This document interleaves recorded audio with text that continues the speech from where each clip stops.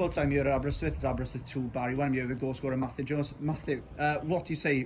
90 minutes on the clock and you've curled in a free kick like that. How do you feel? Yeah, well, I can't describe it. You know, I stood over it and Vili said to me, "You're not getting tipped from there, are you?" I said, "Well, I'm going to try." And you know, when it ends up in the top corner or whatever, you know, it's just class feeling.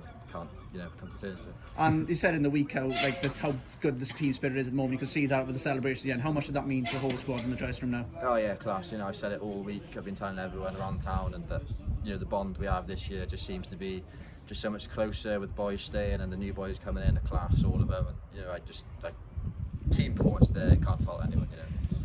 You touched on my next question there, because overall it's a fantastic performance from across the board against a very good Barry team. You must be causelessly delighted in the dressing room there. Oh yeah, definitely. We said half time, you know, it's there for us, and we've gone and proved that. And I think the togetherness we've got us through. It was a tough stage in the second half where we might concede, but we stuck together and we got through it. And that is actually the first time we've beaten Barry since they came back in the league, and a hard game again next week, so I'll be delighted to take that forward for Connah's Quay next week. Yeah, 100%. I was saying earlier that I don't think I've won against Barry yet, but now, yeah, best feeling ever. And yeah, definitely, you know, we've got to take that into Connah's Quay now, togetherness and the positivity, and hopefully try and get a result there. Maddie, many congratulations, thanks for your time.